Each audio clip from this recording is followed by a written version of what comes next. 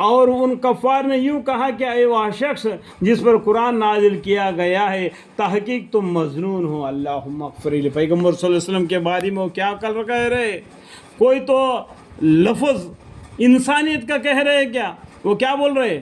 اور ان کفار نے یوں کہا کہ اے وہ شخص، دیکھو اللہم اغفر لی، پیغمبر صلی اللہ علیہ وسلم کو بولتے ہیں اے وہ شخص جس پر قرآن نازل کیا گیا ہے۔ کس پر قرآن نازل ہوا ہے؟ حضرت محمد مصطفیٰ صلی اللہ علیہ وسلم پر۔ ان کو بولتے ہیں تحقیق تم مظنون ہو، مطلب کیا ہے؟ جو دماغ سے کمزور ہے، اس طریقے سے باتیں کہے۔ اگر تم سچے ہو تو ہمارے پاس فرشتوں کو کیوں نہیں لاتے؟ جب فرشتے آتے ہیں تو حساب ہی ختم ہو جاتا۔ جب دنیا میں فرشتے کب آتے ہیں؟ تمہارے حساب کتاب لینے کے لیے آتے ہیں۔ جب فرشتے کو مانگا رہے تو فرشتے آئیں گے تو تمہارا حصہ ہی ختم ہو جائے گا۔ اللہ تعالیٰ نے تم کو پیغمبروں کے ذریعہ، کتابوں کے ذریعہ نصیحت دیتا ہے تاکہ تم نصیحت پکڑو، آخرت کے عذاب سے بچو۔ اگر تم سچے ہو تو ہمارے پاس فرشتوں کو کیوں نہیں لاتے؟ اس طریقے سے یہ جواب دے رہے۔ اور ہم فرشتوں کو صرف فیصلہ ہی کے لیے نازل کیا کرتے ہیں، جو کہ میں ابھی بتایا نا۔ فیصلہ کب آتا ہے؟ فرشتے کب آئیں گے؟ فیصلہ کا دن آئیں گے۔ جب فیصلہ ہو جائے گا تو اس ٹائم پر کہیں گے کہ اللہ ہم کو دنیا میں تو ہدایت کیوں نہیں دیا؟ اگر ہدایت دیتا تو ہم ہدایت پانے والوں میں سے ہو جاتے۔ جب ان کو ہدایت دینے کے لیے پیغمبر آئے تو ان کو بولتے ہیں تحقیق تو مظنون ہو، اور تو ہمارے پاس تم انسان ہو، تو ہمارے جیسا کھاتا ہے، پیتا ہے، چلتا ہے، بازاروں میں پھرتا ہے، سوتا ہے، اٹھتا ہے، تو فرشتوں کو کیوں نہیں بھیجتا؟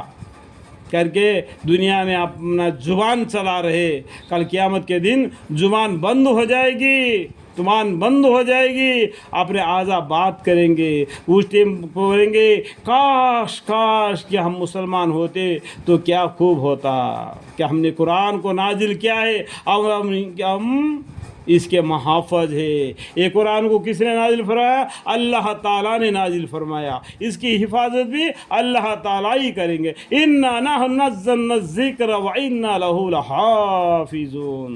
ہم نے قرآن کو نازل کیا ہے اور ہم اس کے محافظ ہیں۔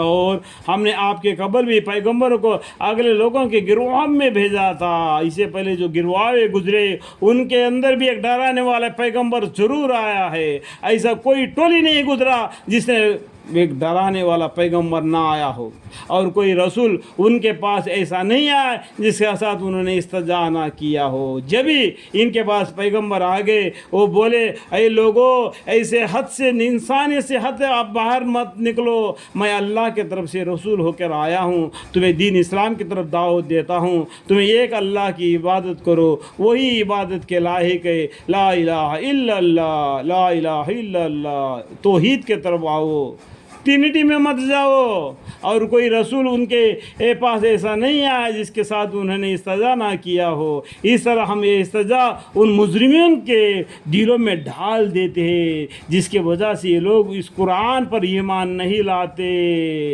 ان کے دل کے اندر جو شک ہے نا، وہ شک بڑھ جانے کی وجہ سے کیا کرتا ہے، یہ لوگ قرآن پر ایمان نہیں لاتے، اور یہ دستور پہلو ہی سے ہوتا آیا ہے، ان کے باپ داداؤں سے دستور چلے آ رہا ہے، یہ لوگ بھی اس طریقے سے دستور چلا رہے ہیں۔ اللہ تعالیٰ نے بھی ان کے ساتھ وہی دستور کر دے دیا، جس طریقے سے وہ لوگ انکار کرتے اللہ تعالیٰ عذاب بھی ان کے ساتھ لگا دیتے ہیں۔ جو دستور پر وہ چل رہے ہیں اللہ تعالیٰ بھی اپنے دستور پر چل رہے ہیں۔ سمجھ میں ہو گیا؟ سمجھ میں آ گیا؟ بات سمجھ میں آ گیا نہیں؟ تو اللہ تعالیٰ بھی وہی معاملہ کر